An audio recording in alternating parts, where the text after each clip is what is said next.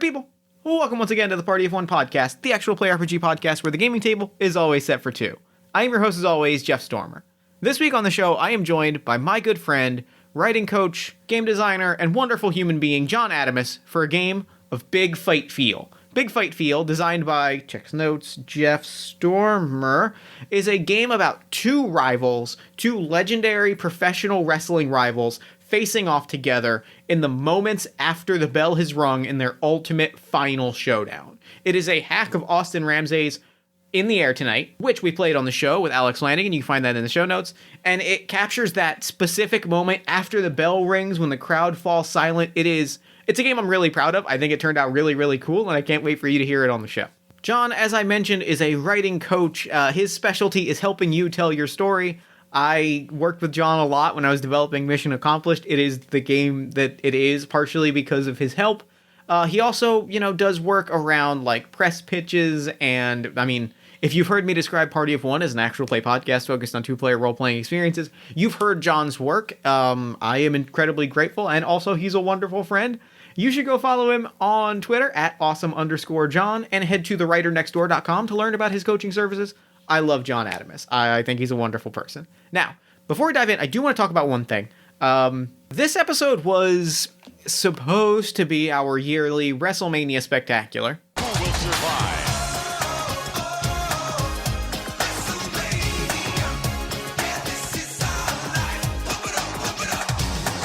However, wrestling isn't happening right now, and it shouldn't be happening right now because people should be staying home and being self-isolating and taking care of themselves.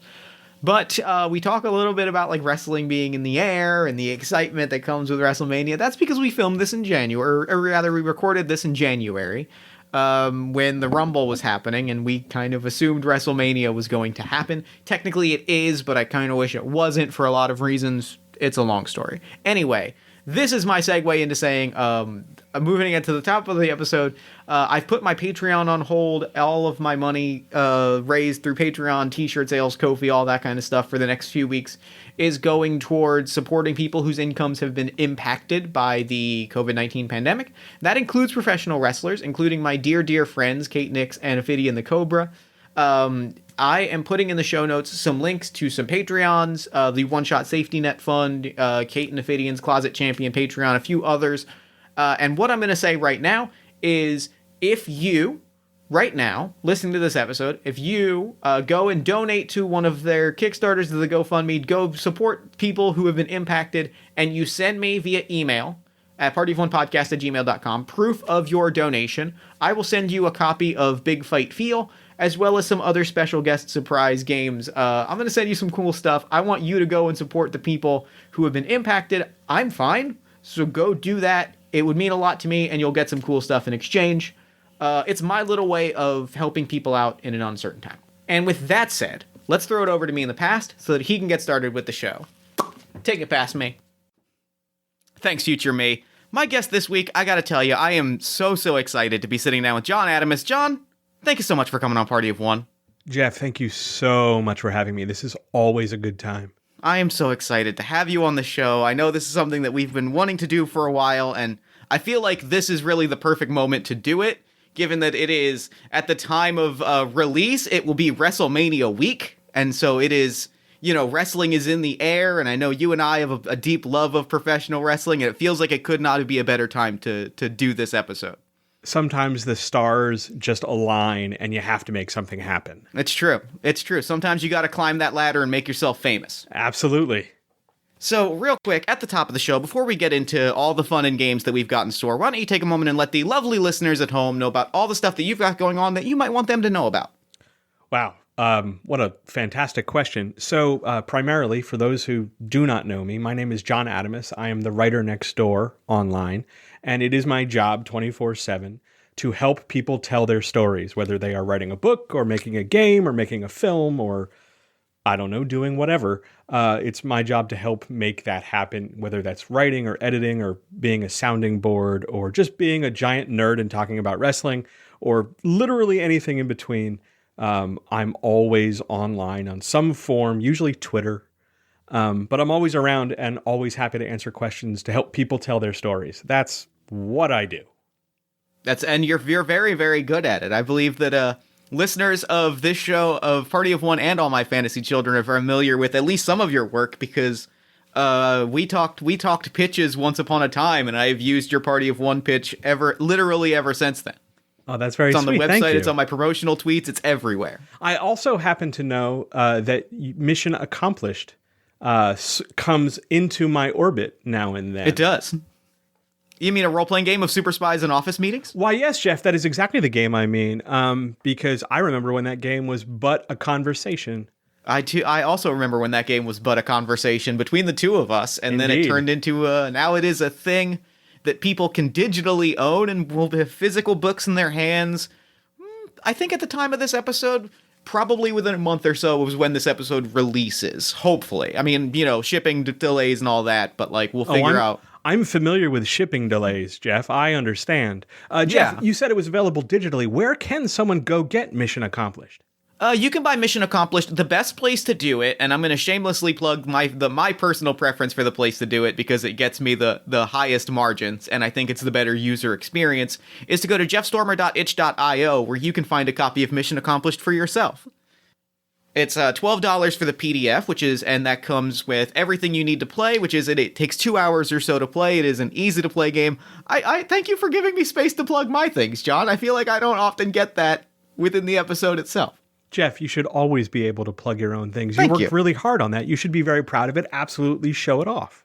I am proud of it. Speaking of things I'm proud of, do we want to get into this week's game? Because I'm very proud of it. Yes. Oh, please. You do not understand. I have done I believe, an unhealthy amount of dreaming and planning for this game. Good. So this week, we are playing Big Fight Feel, which is an RPG of marquee matches and longtime rivalries by me, Jeff Stormer. It is a game. I'm actually just going to read the text of the game because I think that gives us the best picture of what the game is about. Yes, do so, please. At last, it has come down to this. 2 wrestlers in the middle of the ring. The referee rings the bell. For a moment, the crowd goes silent as the 2 competitors face each other, taking in the moment. Tonight, your rivalry ends. All of the history, the heartbreak, and the hatred comes to a head right now. There will be blood, there will be violence, and at the end of this, there will be a winner and a loser. But before then, there is silence. This is an RPG for 2 players. Together, we will capture a moment in time, exploring the history and tension in the air at the start of a legendary fight between longtime rivals. One of us will play the face, the hero, the beloved, the technico, the person the crowd loves, the person showered in cheers when they enter the ring, the person that the crowd wants nothing more than to see you win. The other will play the heel, the villain, the monster, the rudo. The crowd despises you, boos and trash rain down as you enter. If you win tonight, there might well be a goddamn riot in the streets. I love this so much. I love this. This is a passion project for me because this is legit one of my favorite things in professional wrestling is this very specific moment. Yes. There's it's the very specific moment, even to the point of it's after the bell rings and it's after the crowd has gotten hyped for the entrances and introductions, and just that silence falls, and where there's that moment of people stop reacting to take in what is happening. It's the best. It's an audible auditorium inhale. Yeah. Where it's just this, I don't know what's going to happen, but I have to watch every bit of it. Yeah. Do you have any particular examples? 'Cause I know I have a few particular examples that come to mind, but if you have any that you're thinking of, let's talk about them now. Just to be excited about wrestling for a minute. I love getting excited about wrestling. All right, let's go all the way back to my earliest wrestling memories. I remember Macho Man and Hulk Hogan. Yep. And when I was younger, it was just the 2 biggest guys doing a lot of pointing and sweating at each other. And as I got older and as I got more into wrestling, when it got in the 90s and everything was a little sexy and a little leathery, I remember Stone Cold and The Rock, back when The Rock was like a third of his size and still had hair, and they threw the belt off the bridge. Yep. That sort of stood out to me. Then you have, I think, one of the better ones, of course, is Shawn Michaels and the coward Marty Jannetty. Mm-hmm. Sure. But then you can also go into something modern like Gargano and Ciampa. Yep. Or even like if we can go to PWG with the Monstars, Keith Lee and what is he going with now? Dracovic? Djakovic. Djakovic.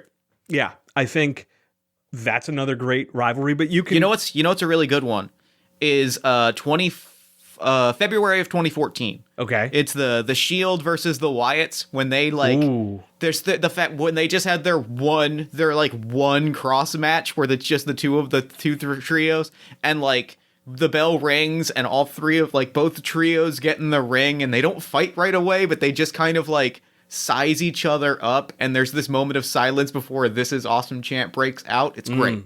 Ooh, there's also a DIY revival. Mm-hmm. And American Alpha revival. Yep. We could really do this for a while. Any of the streak matches, like any of the streak matches, specifically after probably like the 10th defense. Once they establish the streak as a concept, there's always that moment where the person is like, "I am facing down something insurmountable."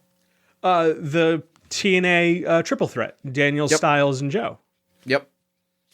We really, really like wrestling, don't we? I love wrestling so much. It is really, the bestest. really love wrestling. Yeah. So here's how this game is going to work. We have really all this game is going to be is we're going to ask a series of questions and we're going to flesh out our characters as we are standing in the ring. Then once we do that, we will answer the questions of like what happens next. But the focus of the game is what this moment is not saying. What is being said in this moment when we are facing each other in the ring? How that's going to happen is we have a list of 16 questions. I'm going to answer 8 and you are going to answer 8, which I guess is a good time to ask, John, would you like to be the face or the heel? Well, I built enough of a backstory for my character that I could go either way. Would you like to be the heel? I know your tendency is to go heel. Would you like to heel for this? I can be a heel. I can heel it up. Then I will happily be the face. And so the way this is going to work is we are each going to take turns answering these questions in any order. Some of them are connected together. Some of them have like tied together responses, like sort of response tied. But we don't have to answer those questions at the same time. And we don't have to answer them in any certain order. We can jump around a little bit. We can play around. And the game suggests either you can just do exactly what you did and just kind of think about things and give your answers, or you can use tools like Sasha Renault's spindle wheel cards that I have in front of me, and if you're kind of like, oh, I wonder, and then you can draw in some outside influence from there. I feel like we're probably going to be doing a lot of just kind of going, oh, this is a wrestling thing I like, and rolling with it. We have some tools if we need them, and we'll kind of just bounce off of each other's responses.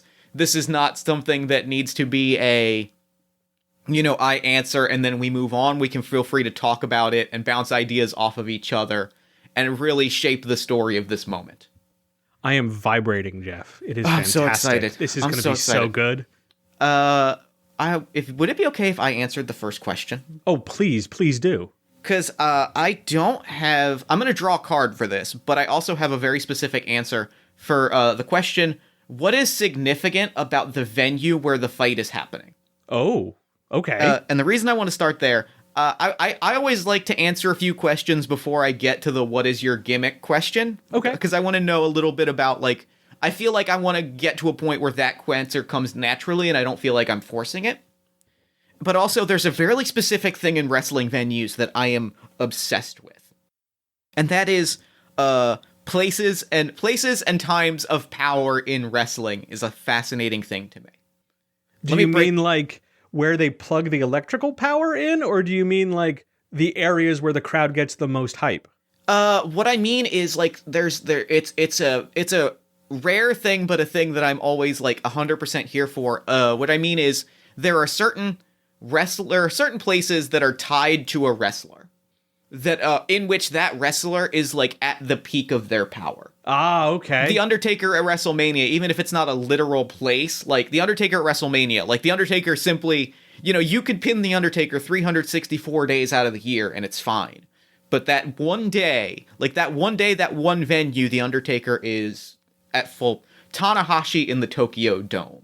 Gotcha. Like it's the idea that like there's this. And even if it was only for one night because she lost the second time she wrestled there was this moment in NXT TakeOver Brooklyn 2 when Bayley fought Asuka, and like Asuka came out and like was, you know, super powerful because she'd been holding the belt forever.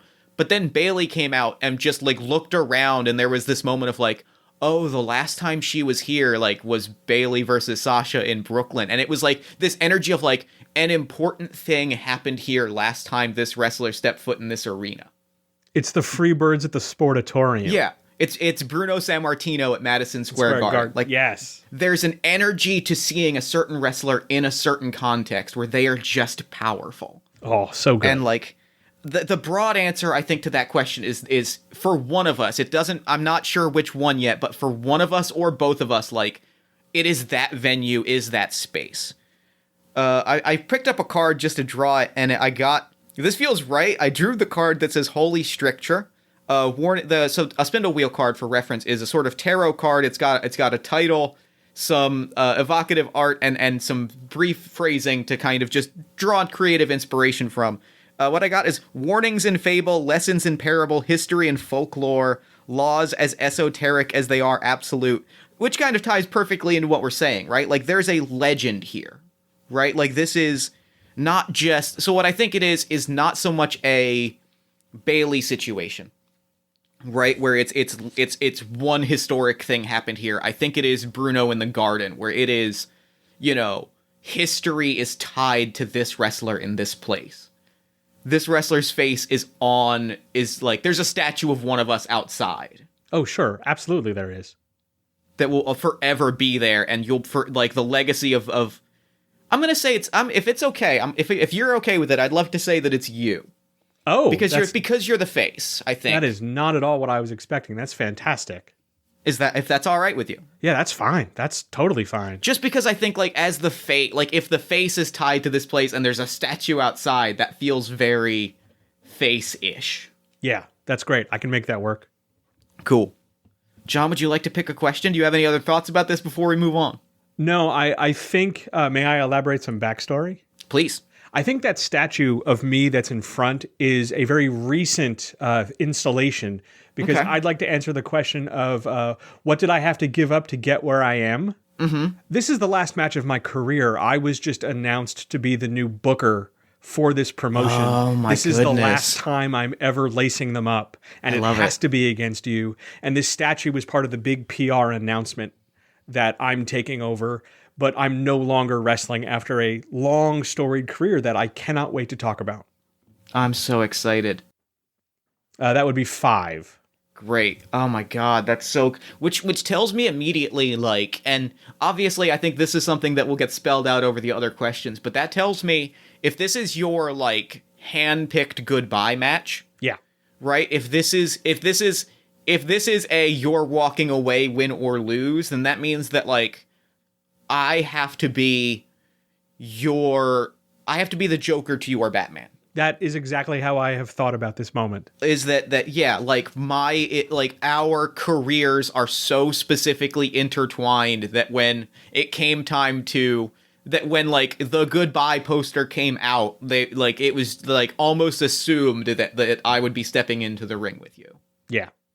Oh my goodness, I love that. When we get to the gimmick question, I have a lengthy backstory. I'm so excited. I'm going to answer the question. I'm going to answer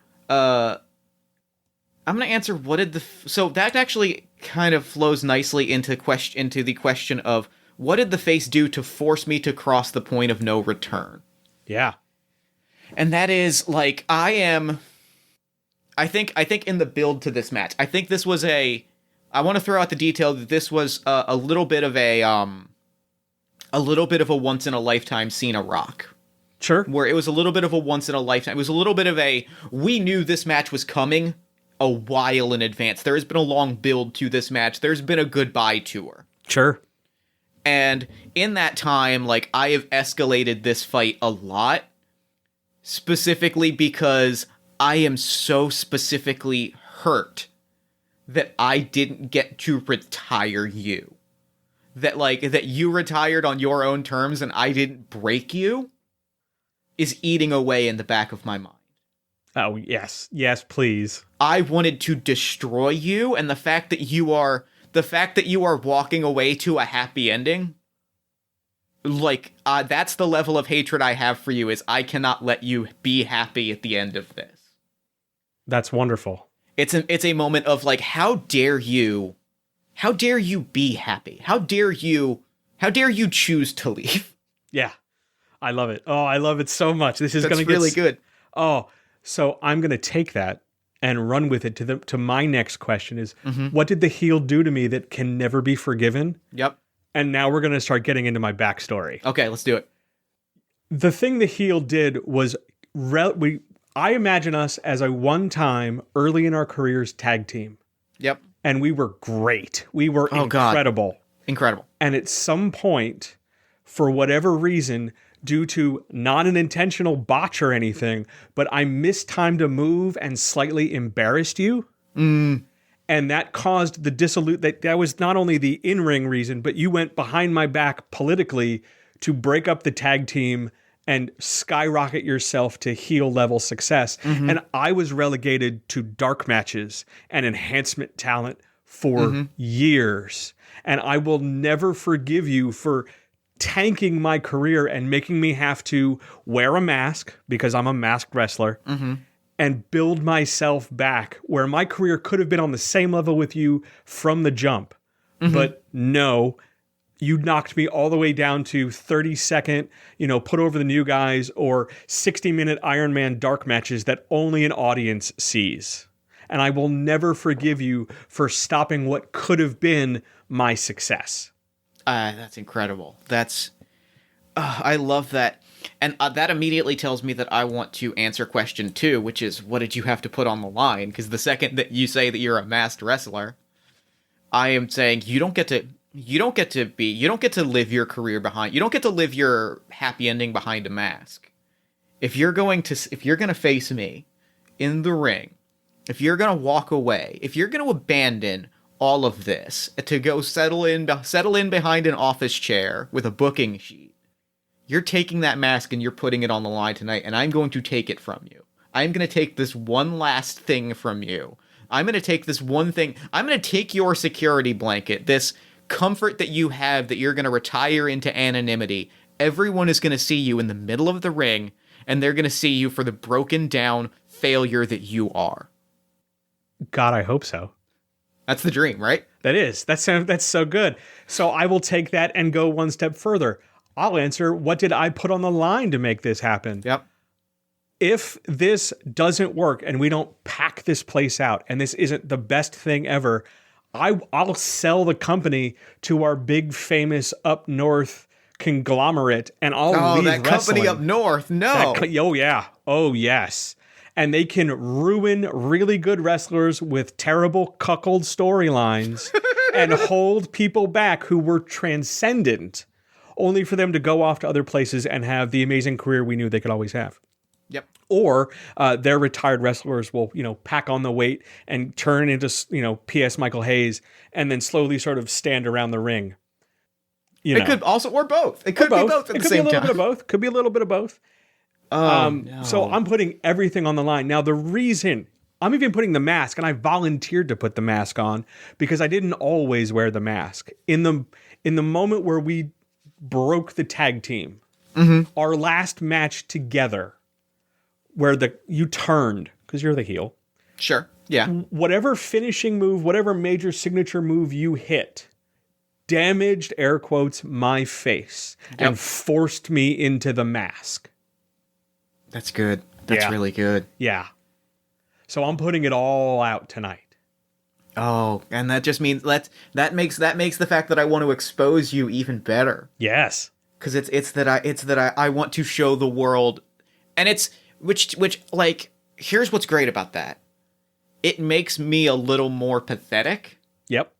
Because like there's an element in the back of my mind about like, I want to expose you. I want to show the world your broken face. What that reads to me as a wrestling fan watching this unfold, what that reads to me as is that my character is afraid that without you, I am going to be irrelevant. Yes. And that I have to show the world what I did and what I accomplished because I will not have you to be my foil. Oh, yes. Yeah, it is. It's so good. Wrestling is so much fun. Love wrestling. I really love wrestling. Yeah, it's so good. I'm going to answer. So I think for my next question then, Yeah. I'm going to answer. I've got to answer what the face has because that flows really nicely into what does the face have that I want more than anything. Okay. You've never been high on the card. Never. You have never been. I've been a star. Like you've been low on the card forever. Like your career has never gotten to the level that mine is. Correct. But you have like, but the fact that you are going back into the back office, the fact that you're retiring on your own terms, you're being given a marquee main event, says to me that you have love and respect. Both Ooh, of yes. like the few people that support you, whether they be backstage or fans, like they value you. You are a backstage, a locker room leader. You are a ring general. Like you are someone that people look to and think when they think about wrestling, they think about you, which tells me that when they think about sports entertainment, which there's definitely a moment where like when you put the company on the line, I grab the mic and I'm like, then I hope not a single goddamn person shows up to this show, because I'm walking out of here and I'm walking into the main event of WrestleMania. Oh yeah, yes, you will just booze everywhere. Yeah, oh, yeah. I'm playing this 100% as good. Put the company on the line, sell it to the company up north, because I don't need this. I don't need this. I need a stage to be a star. And it's like, which is 100% me putting on my own mask, but it's me being like, good, sell the company. I'm gonna be famous. I don't need the respect of people. And it's something that I've never had. Yeah, I love it. I love it so hard. I'm gonna take that and add to what does the heel have that I want more than anything?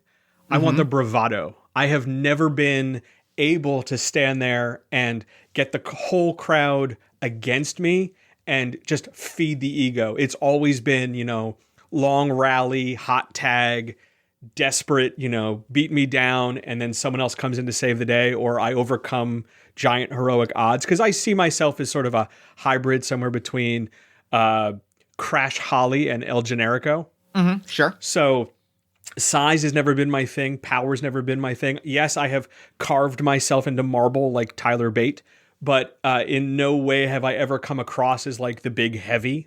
Yeah.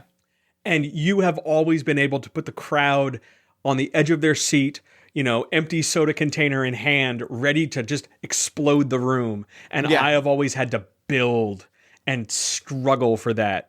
And I have had to let my technical work do my talking, whereas you can jump on the mic and say 3 words and get the entire city of Omaha to chase us out with pitchforks. Mm-hmm. And I want that. I need that, and I've never had it. There's at least one match where there's at least one match between us, which there's an interesting thing about that I want to talk about before the next question. There's definitely a match between us where like there had to be police escorts because people were there was a legitimate fear of a stabbing. Yes. Oh God, please. Yes. Maybe it was, I think we had a strap match, something where we were in close proximity and like people just rushed the ring. Mm-hmm. Or it was a lumberjack match because the other wrestlers, instead of having to surround the ring, acted as our bouncers to keep the people away. Yeah, it was. And we could not imagine this. And you were just beating the hell out of me, and the crowd was pushing and crushing in. Absolutely. We had to call the state police. They came with horses. It was huge. Which I'm going to answer the other half of that, the other half of that question of what does the heel want, which is what am I willing to do tonight to protect what I have? Yeah. I think what I'm going to answer that, and I think actually what I was going to say, it ties into this question, so this is perfect. I like the idea that we have had that, like, even though you've never been a big name, we've had like a long rivalry and like a ton of matches over the years. Sure. That idea of like you being the plucky undercard fan favorite that keeps fighting your way to these opportunities and then being pushed back down. Like backstage, that sucks because that's every time you get fan momentum, they kind of put you in this match to like knock you down. But on screen, that gives this beautiful story that like you are the one the one thorn in my side that I will never shake, which is incredible. Yes, I love it. And then like the other half of that is if what I have is my bravado. That reads to me like I've never had to that if I have bravado and the ability to piss people off, then that means that I've never necessarily had to put on a 6-star classic.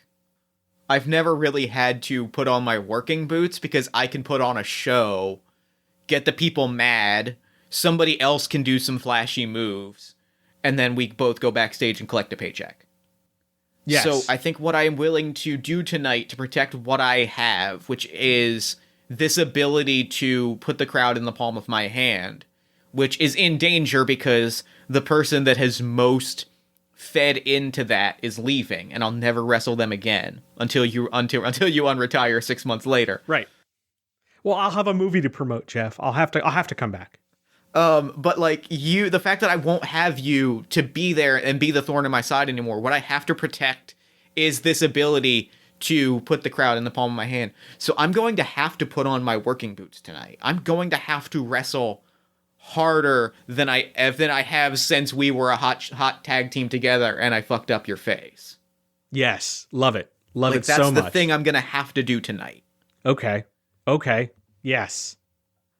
I'm going to answer question 3. Why is tonight the only night this match can happen? I want to raise the stakes a little. Mm-hmm. About 10 minutes before they open the doors, we get told the building just got sold. It's going to be demolished and turned into hipster condos. Oh my goodness. And if this is the place where you've had like your moment to shine, this is it. This is the farewell for the building. Yeah. And the farewell for you and I. This is the only time we're going to be able to really do this. And you just had to put your work boots on. So this is going to be an amazing match because there's no other way around it. And I love that. I think that the fans know that. Yeah. I think like it has the press release dropped maybe an hour before showtime that like they had just finalized selling this stadium. Yeah. Oh yeah, it's recent, hours. And so like so that energy that we get at the start of the game, right? That energy of like the hush of the crowd is also an almost like the only way to describe it, and this is aggrandizing, but in that really great aggrandizing way that is professional wrestling, is it's a moment of silence for the venue and for all of the wrestling history that has come from this place that will never be here again. And every commentary moment possible is the history of the building and a famous match that happened here and an event that happened here. And anytime we need to like fill space and kill time, we go to a promo reel of famous things that happened. And it's just a giant farewell on so many levels. Yeah. I'm going to answer. So I'm going to go to question 9 and answer what is my gimmick and what am I fighting for tonight. I think I have a really clear idea now. Okay. I think I'm going to go with Hollywood Howard Hogarth. Nice. Hollywood is, the West Coast beach boy, right? Like, I come to the ring with a towel. I've got the Dolph Ziggler iridescent trunks. Oh, yes. I'm oiled up. I am golden. I am ripped to the point where it almost stops being sexy. Almost. Yes. And it's like, I just have that energy of like, and it kind of ties into that notion of like, sell the building, sell the company. I'm going to be a star. Like I have the looks, I have the charisma. And my gimmick is I don't need to be here. My gimmick is apathy. Okay. That is what Hollywood, like, that is in my whole shtick, which is why I don't have to work, right? Like, it's it's the heel equivalent of Orange Cassidy putting his hands in his pockets. It's like I they put me up against like workhorse wrestlers, and I brush them off because they're not worth my time. Yeah. And it's just this thing that pisses people off because they know that these people can put on incredible matches, and I will not let them. Yeah, love it. And love so, it so like, much.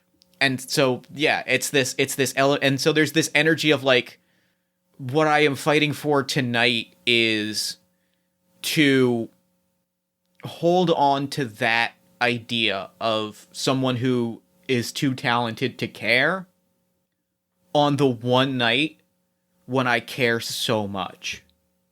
Yes. Like, this is the only night that, like, it is going to be a fight for me to hide the fact that I am so invested in, breaking your spirit, burning down this company, like, establishing myself, like, figuring out the future, honoring your career and what has to be a long time checkered, at times friendship, at times deep hatred for one another backstage, like honoring this building and honoring this company and establishing like the direction for what comes next, like in terms of a performer, because I'm still the biggest star in this company. I'm still going to be here on the main event tomorrow.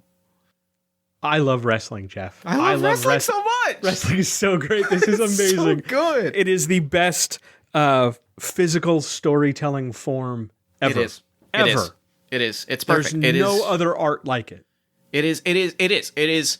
As much as I love to talk about how similar it is to LARP, I do believe that wrestling is a wholly unique thing, that there's just a language and a storytelling to it that is entirely its own. That's what makes this game great, because I'm so happy.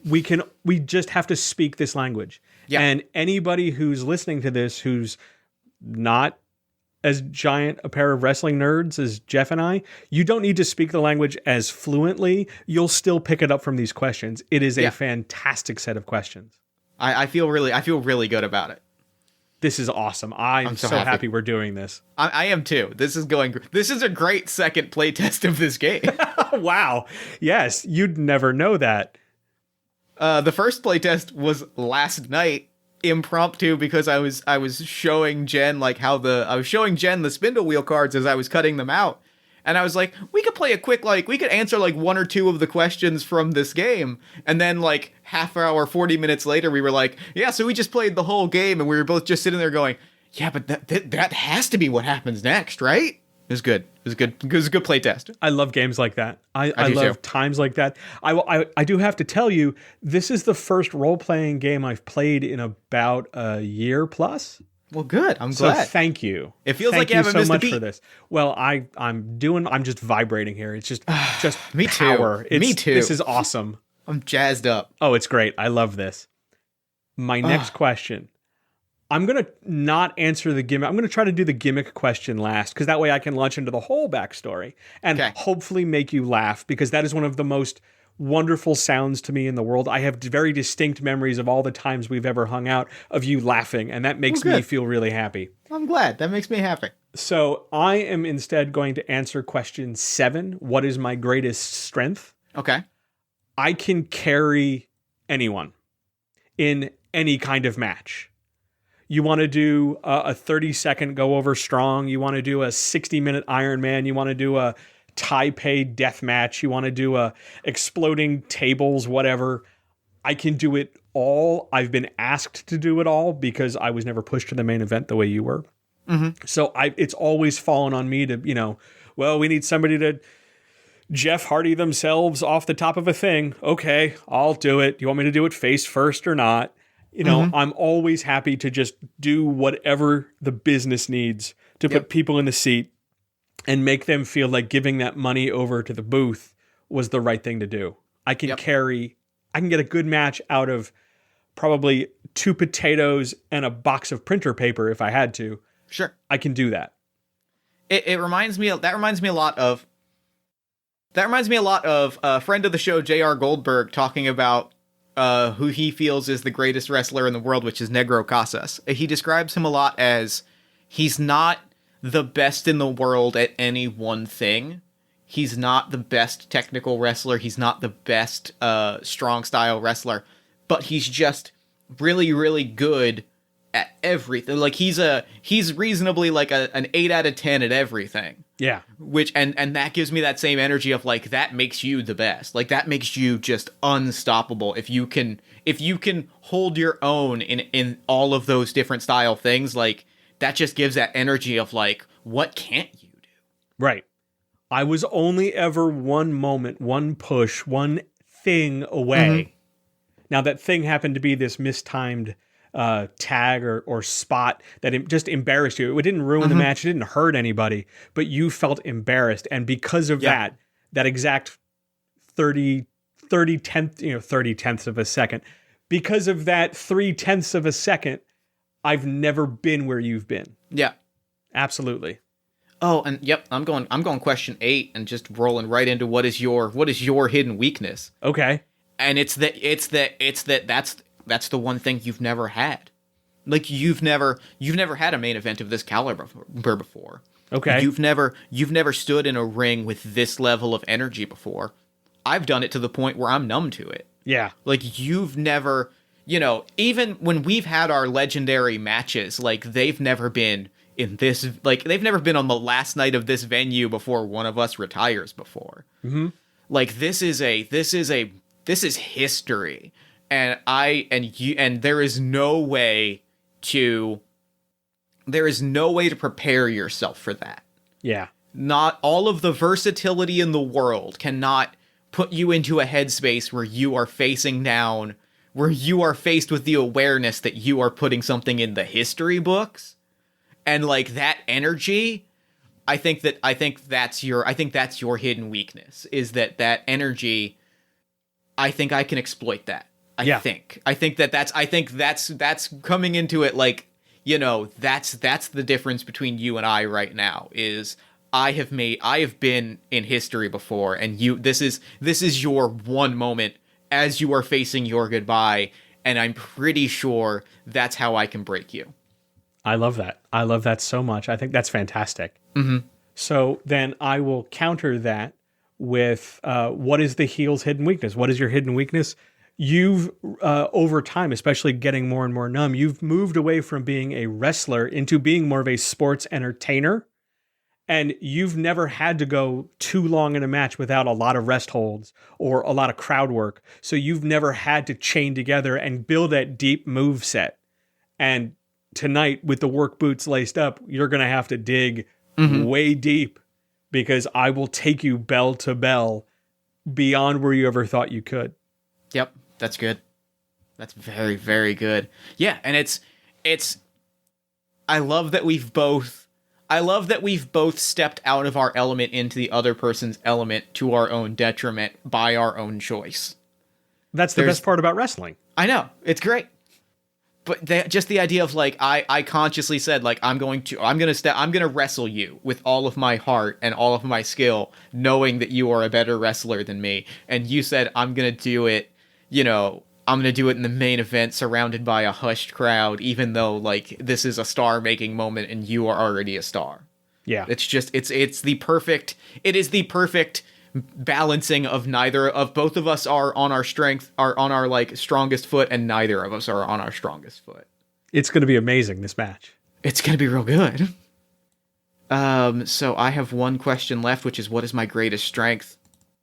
I think my greatest strength is, I gotta really stop and think about this. Okay. I feel like we've told so much that like figuring out what the one thing that is my greatest strength in this match is an exciting challenge. I'm gonna draw a card.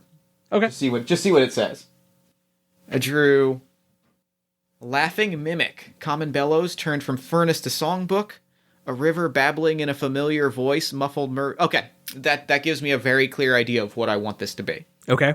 The phrase "a river babbling in a familiar voice" says to me what my greatest strength is here. Is I've forgotten what it feels like to be overwhelmed by the crowd.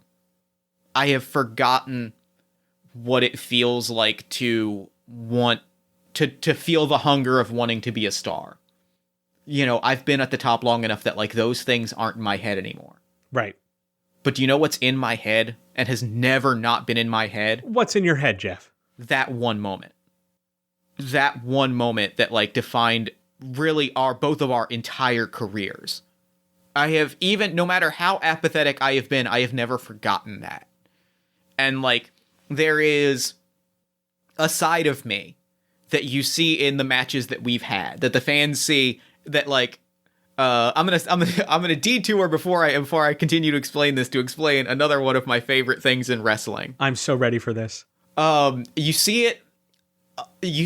So it is a facial expression, like a facial expression close up that I can only describe. And Party of One producer Jen Frank, as she's editing this, will love hearing this. It is the "Why have I not won yet" face. There is.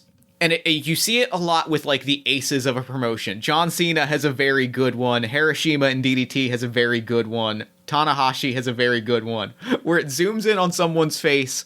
Kushida, when he was the ace of the junior division in NJPW, had a great one. Where it would zoom in on their face, and they'd just be like, how have I not won this match yet? I'm the ace. I shouldn't have to continue fighting this. And that's when they get angry. And, like, there's this beautiful moment. It's always when Kushida would throw a closed fist punch and the crowd would boo. Yes. And then he'd look at his fist like, yeah, oh. It's the best. It's my favorite, like wait, I'm too good to still be in this match. And then they get angry and they get serious. Yeah. That's my greatest strength, is like, you see that, you don't see that in any of my matches except when it's the two of us and it's been going a while. Because it's a match of, no, I'm not letting you fucking drag me into this. I hate you. And I'm going to just, and like, you see that switch. There's that switch of, I've never stopped hating you. And that's what's going to power me through this match. This is the greatest wrestling match I've ever talked about. I'm feeling so hype about it. I'm sad that it's not a thing I can watch now. I know, because now I have to answer like the big question, and yep. Here comes all the backstory, if you don't mind. Please. The floor is yours. So the question is, what is your gimmick and what am I fighting for tonight? I am El Abogado, the lawyer. I wasn't always. I used to be Princeton Franklin III, and you and I came up, and we were just standing next to each other on our first day, and that's how we got paired as a tag team. And we worked amazing as a tag team. We were revolutionary for this promotion. But one day, one time, you were itching to get bumped up into a singles thing, and I was very happy just being a strong tag team person. And for whatever reason, I embarrassed you in the ring. I made you have to maybe throw a second punch or slow down on your big sell, something. And you held it against me ever since. And that's where you went to the booker and said, hey, this isn't working. This guy's a jerk. I want to bust us up. Here's your angle. And you politicked your way through it. And then ultimately you did turn on me. And whatever move you delivered, be it a DDT or a super kick or I think it'd be funnier if it wasn't something that actually hit me in the face, but it damaged my face somehow. I don't know, like you put me in a sleeper. You know what it was? I here's really specifically what it was. If you were a lawyer, we actually like, it was super worked. And like, there are fans that Jen's dad, used to go to shows at the Garden. Okay. And he would always say, and this is side note, this is a wrestling story that I love, that she always tells this story and I love it, where she's like, anybody that says people didn't always know that it was staged, talk to my father, who said when we went to the Garden in the 60s, you couldn't sit in the first 4 rows because you'd see Andre's punches and they wouldn't connect. I love that. I love it too. And so I think that there's a super worked moment where like the fans who know were like, there weren't even any staples in the stapler. Like, you know, they could have at least gone hardcore with it, but I like stapled your eye or something, or I stapled your face or something. Yes. But like there weren't any staples in it. So like you didn't bleed or anything. You just like, oh, my face. Oh, my face. Yeah. I'll sell the hell out of it because that's all I do. Yeah. Love it. So the tag team was broken and you were rocketed into heel singlesdom, and I was relegated because you fed the booker some line about just how awful I was and how I almost have got you hurt or something. So I was dark match meat and enhancement talent, and I started building my way up as the masked wrestler El Abogado. And my big move is called gimmick infringement, where I just steal the signatures and finishers of other wrestlers in any promotion anywhere. That's very good. And the one finisher and signature set I've never stolen is yours. I've so good. teased it. I've constantly teased it, but I've never delivered it. So tonight, what am I fighting for? I'm fighting for me being me, whether I go masked or unmasked. I'm fighting to show everybody this is what could have been, but I never had the chance, and it's this guy's fault. Yeah. And here's, before we answer the final 3 questions. They're so good questions. Here's what is beautiful about like what you're fighting for. You're fighting, like, on a certain level, that means you're fighting to make me a star that lives on after you. Because the line that I'm thinking, like, the thing that you said that really, like, made me think that was, you said, like, it's this guy's fault. Yeah. Which to me, like, that means that, again, like, it's that same idea of, like, who am I without you? If there's an element, even if you're not aware of it, if it's in the back of your head, where you're fighting to make sure the crowd hates me even more than they already do, because I'm going to be walking out to the ring tomorrow when you're booking the show. Yep. Which is very good. I love that. Okay, so after all the questions have been answered together, there's no face or heel designation to these final 3 questions. We're just going to talk through these final 3 questions. Okay. They don't have to be answered in order, but I think they probably feel better in order, but they can be answered out of order if you feel strongly about them one way or the other. No, I think actually answering them in order for me works. Yeah, I think so.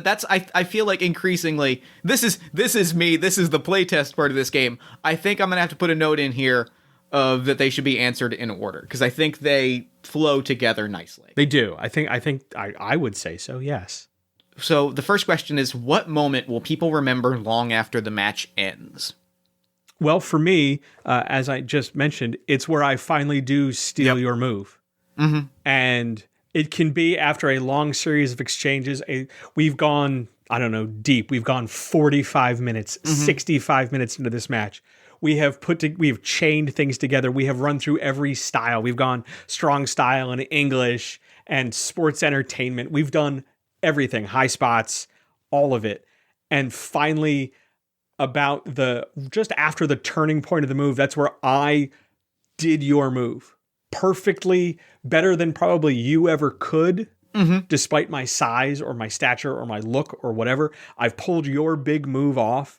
And in that moment when we're just sort of exhausted from it, laying there and the ref is, checking to make sure we're okay before he hits the standing 10, there's that feeling, that rush of air in the room as everybody realizes he did it. He did the move. That's I watched El Abogado do whatever your move is. And it's the beach bomb. Oh yeah. It's a standing power bomb, like a not quite a jackknife, because a jackknife you let them go, but it's a standing power bomb where afterwards you do like a front flip into a cover, into sort of an alligator clutch type cover. Oh, okay, because you could also power bomb them and then flip over into a bridged pin. Yeah. Okay. Yes. Yeah. I hit it. And I hit it snug in the dead center of the ring, and you had to physically work, not just show work, but physically work to get out of it, because I have pushed you to the limit. That's the moment, I think, where my side of the arena, my people, have just been, he did it. He finally hit the other one move. Wow. Yep. And I think the other moment that I want to throw out is like now that we've got masks in play, like my favorite mask moment is in a big match when it gets ripped. Yeah. And it's like half in there. Like it's the absolute best when it's just, you're like, you have to watch, you need to watch a match where this happens with me one day, because you'll see like the visceral reaction that I get of being like, no, stop it. It's bad. It's good. It's very good. I would love to watch wrestling with you, just to sit there. We should. That sounds great. We should make that happen. We really should. Yeah, I love when a mask gets ripped in a match, because there's a visual reaction of like, no, I don't want to see the face underneath. They're wearing a mask. Yeah. It's good. Love it. Love it so much. So who wins the match at the end of the night? I feel strongly about an answer, but I want to hear if you have thoughts. I don't have thoughts. I actually need you to answer this first so I can figure out what I feel. I think you've got to win this. I think that as much as tradition says that the person leaving goes out on their back, I think this is the bookers thank you. This is the people in the backs thank you. And I think bleeding into my thoughts on the next question, this is probably also my thank you. Like, this is the once in a million where the person leaving goes out on top, because this is every single person in the arena, backstage, in the ring with you, the booker, like, laying out the matches. This is all of us being like, you've put in the work. This time, this moment is yours. Like, this is no one's but yours. Hollywood will be here tomorrow. It's time for you to take this home. Okay, you sold me, because I was ready to have you win. I think this is your happy ending. This is your you get what you've been owed this entire time. Yeah, so then it has to end with just a giant, like, long-term standing O. Mm-hmm.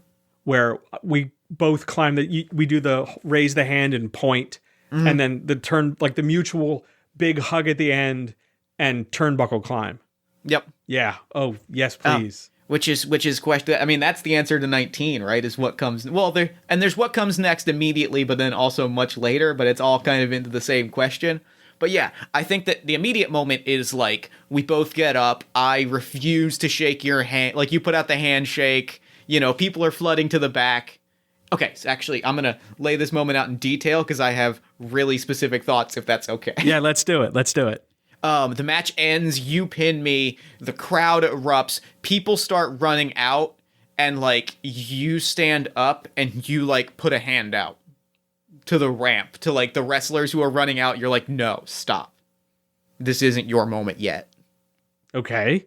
You put out your hand for a handshake. Like, your hand is raised by the ref. People start to run out. You put out a hand to shake mine. Okay. I get up, I'm holding my neck, which is, the universal symbol for we've had a hard match. Yes, it is, isn't it? Oh, my neck, it wasn't hurt at all, but I'm also slightly like leaned over. Oh, yes, absolutely. You're holding it out. I'm like, I get up in your face and I kick your hand away, or I slap it away. Oh. And the crowd at first is like, oh God, what? No, is he gonna like rip his mask off for real? And then I pull you in for a hug. Oh, okay. That's wow. Yeah, I'll take it. I'll go. Can I raise that a little bit? Please. Just after you slap my hand away, there's that moment of, oh God, are they going to go again for round 2? And we're sort of eyeballing each other like we were at the beginning of the match. Mm-hmm. I take the mask off and throw it to the ground, and then we hug. Yep. That's great. I'm a little choked up right now, but that's perfect. Yeah, it's a good ending. And then we do the hand raise, yes. And then the people come in and they lift you on their shoulders. And I think the one other detail, and this is something that never happens and will never happen again, is like people raise you up and like, this is the goodbye to the venue as much as it is to you. Like, they're raising you up on their shoulders. The crowd is cheering. There's confetti. Yep. And I roll out. I roll out of the ring. Okay. I'm not at merch after the show. Wow. I'm not like, my stuff is packed by the time everyone gets to the back. I'm just not there for the rest of the show. Like, this is the one moment where Hollywood, Howard Hogarth is not present. Like, it's not my moment. I'm gone. That's incredible, Jeff. That is just, wow. Amazing. I love pro wrestling. Pro wrestling is the best. Period. I love it. I love pro wrestling so much. John, thank you for playing this game. This was very good. Jeff, thank you. This was fantastic. I loved every second of this. Oh my goodness. I'm overjoyed. Wrestling is very good. Wrestling's the best. So what I'm going to do after this is immediately go watch some wrestling. Good. Because this is incredible. This made me feel good to do. This is what I'm so happy this game did exactly what I want it to do, which is capture that feeling of the vibe that I wanted you to have. The vibe that I wanted to have myself when playing this game was lying on your stomach, head cradled in your hands in front of a large TV that is playing wrestling. That's the very specific emotional image, and I feel like the game has captured it to a T. Yes. There is that moment of standing in my living room, having come out of my chair because somebody's music hit, or the ending came just, oh, what do you mean she won the Royal Rumble?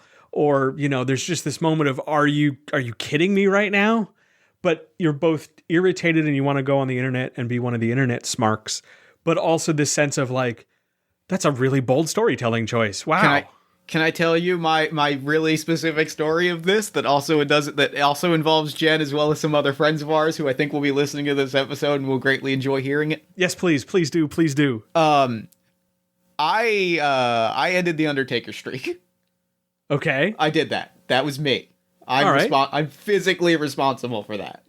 Okay. Because if you've watched, you've seen, you know this very well, that like Undertaker matches, especially the last like 3 or 4, yes, end in about 10 minutes of finisher spam. Yeah, pretty much. So in watching Brock Lesnar versus The Undertaker, we were watching it and he had hit about 3 F5s. Yes.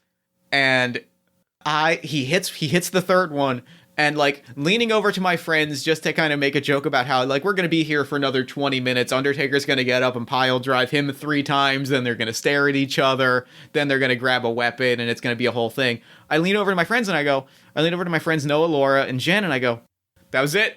That was the one. Streak's over. 1, 2, 3. And we all sit there in absolute silence.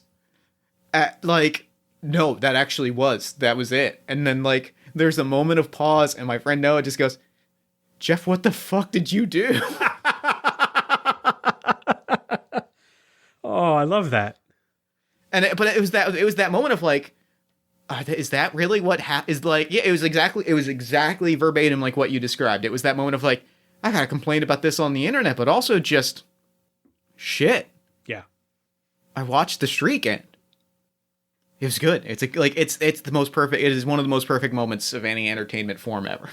Jeff, we have to watch wrestling together. We do. We got to find time for this. Yes. What are you doing for WrestleMania? That's a really good question. I'll have to get back to you on that. Yeah. Because I don't fully know what our plans are yet. Okay. They might be in flux. Okay.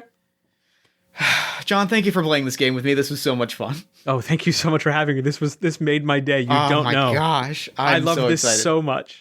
I'm delighted. We're real quick, before we wrap up, where can people find you and your work online?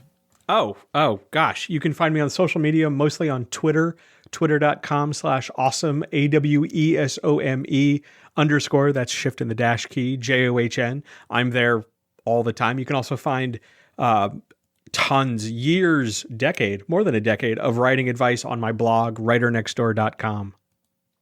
Excellent. I guess I should also plug my things, because this is actually, fun fact, this is the first time we've played a game. No, the second time we've played a game that I've written on the show, but the first time it's been a 2-player game. So you can find Big Fight Feel at the time of this episode release. It will be out the day before in a proper release, so you will find this game at jeffstormer.itch.io. It will have just released yesterday. Go buy it. It will be, I think, cheap, and I think there are community copies available. So go grab the game. It's great. Get this game. It is really, really fun. Even if you're not a huge wrestling nerd, you can still tell a story dramatically without knowing any of the people we referenced or the matches or the places. You just need to be able to tell a story of 2 people who are going to settle everything. Yeah, which is exactly what I wanted. And then you should go hack this game. People should hack this thing into divorce arbitration and breakups and different corporate events and just turn it into any situation where there's two emotionally invested sides. Which is also a good note to give a shout out to Austin Ramsey, who wrote In the Air Tonight, which this game is directly based on. If you haven't seen that game, John, you got to check it out. It's great. It's based on the scene from Miami Vice where In the Air Tonight is playing. Okay. And the way that, and the entire game, it's the exact same structure where it's just a list of questions. There are two people, and each person is tied to answering certain questions. And the idea is that you are creating a specific moment in which two people are going to do something ethically dubious and undeniably dangerous in a cool vehicle going to a destination. I need to get this game immediately. It's great. Oh, it's so good. Oh my God, I love In the Air Tonight. It's fantastic. But that is what this game is directly based on, of that feeling of like capturing one sliver of a moment through like evocative questions. Is there a Party of One episode about it? There is. I played it with Alex Flanagan. It's a great episode. Ooh, I'll have to check that out as well. You should. It's a great episode. But, John, thank you so much for coming on the show. I think for now, it's time for me to throw it over to me in the future so that he can wrap up with the show. Take it, future me. Thanks, past me. And thanks again to John for coming on to the show. That game was...